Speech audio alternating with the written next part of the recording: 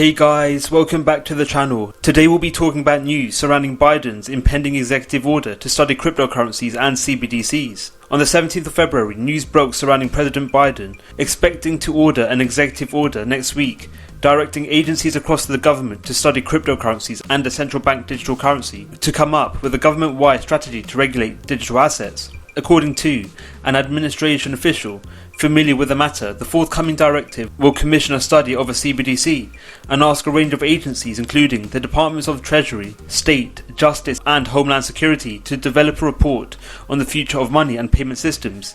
Meanwhile, the Director of the Office of Science and Tech Policy will do a technical evaluation of what might be needed to support a CBDC system. The executive order offers the White House, Treasury and other members of the government the opportunity to weigh in on a digital dollar, a framework for which the Fed unveiled in January. Biden's impending executive order surrounding developments of a CBDC appears to be a step closer to the eventual rollout of a Federal Reserve CBDC.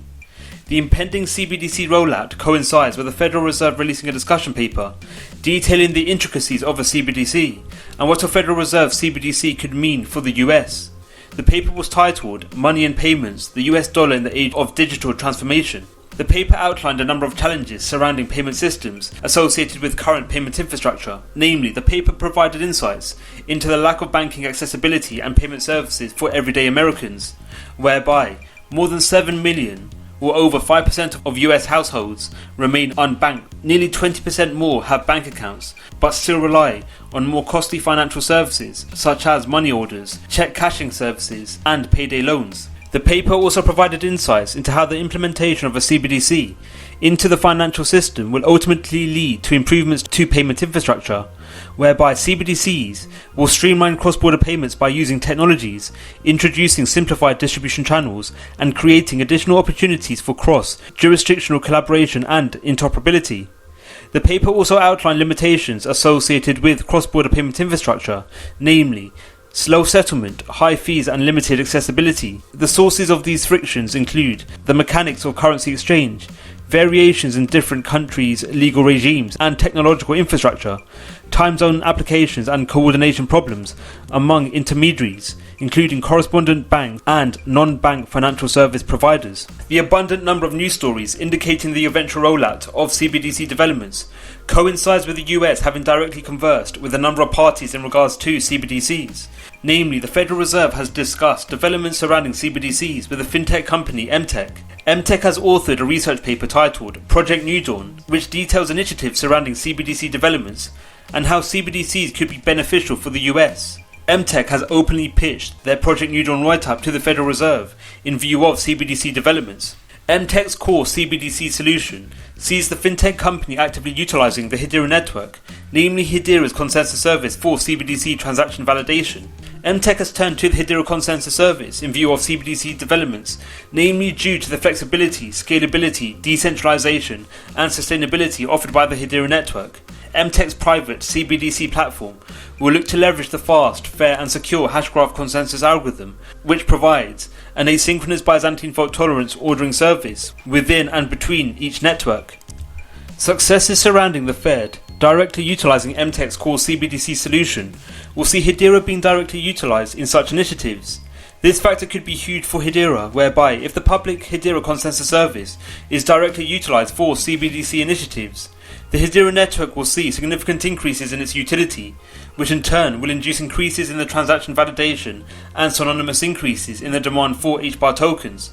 As well as Hedera having links to CBDC developments in the US, Quant network also has a number of links to a number of global financial bodies, namely the Bank of England, the IMF and the Federal Reserve.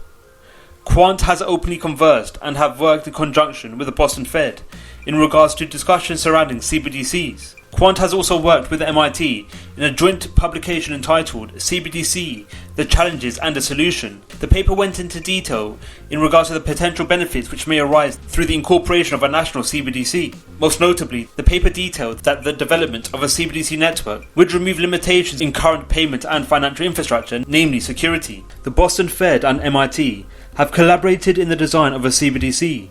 Dubbed Project Hamilton, the report describes a theoretical, high-performance and resilient transaction processor for a CBDC that was developed using open-source research software called OpenCBDC.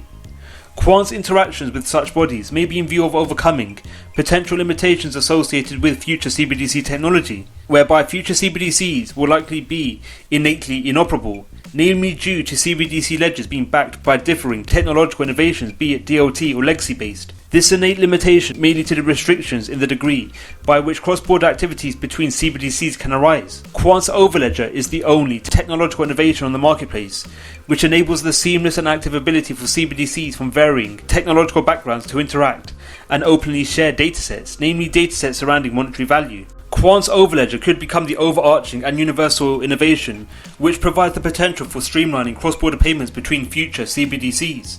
This factor could be huge for Quant, as such bodies, namely central banks, would have to acquire and pay for usage of overledger through QNT tokens. He asks, does this mean a central bank that will use the overledger will pay in QNT? Is it a joke? That's a good question. So thank you for the question, Alexei. So what we're doing is providing the rails, the network infrastructure to be able to transact. If the application running on the Overledger network is a CBDC, then it has the same rules as the network. You have to pay the transaction fees in QNT, the license fees to be able to do that. It really depends if they use it. So I would love to see central banks using the Overledger network. It'll be a great testament to the technology, and there's a lot of interest in this space. And what we'd love to bring is interoperable payments around the world onto the Overledger network, so you can transact cross borders without having the limitations of the existing system.